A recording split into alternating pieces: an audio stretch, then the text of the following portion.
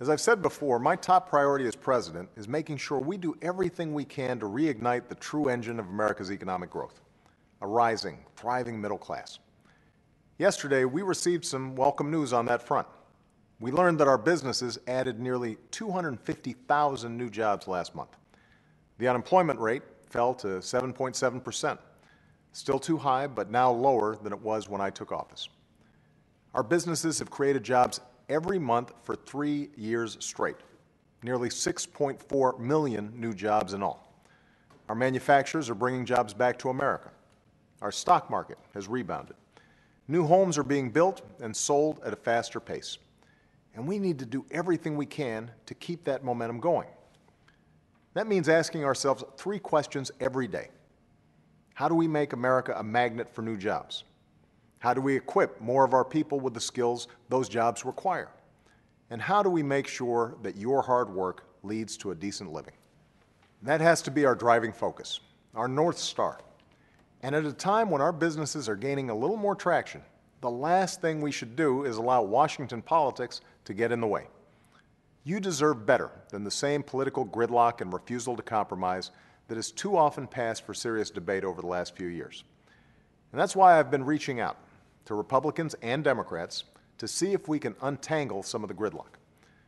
Earlier this week, for example, I met with some Republican senators to see if there were smarter ways to grow our economy and reduce our deficits than the arbitrary cuts in the so-called Sequester that recently went into place.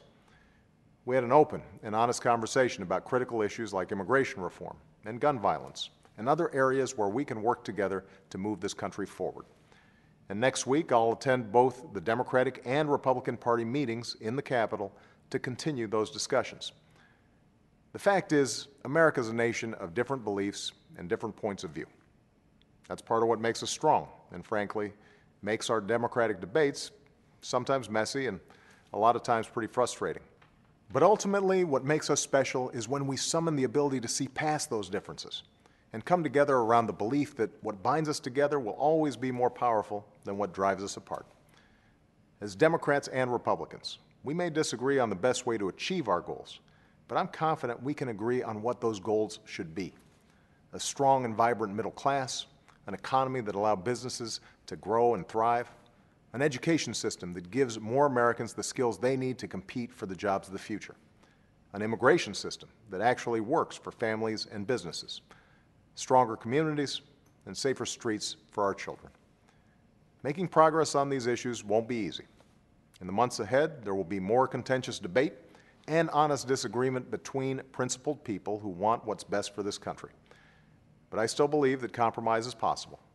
I still believe we can come together to do big things. And I know there are leaders on the other side of the aisle who share that belief. So I'll keep fighting to solve the real challenges facing middle-class families, and I'll enlist anyone who's willing to help. That's what this country needs right now, and that's what you deserve. Thanks so much.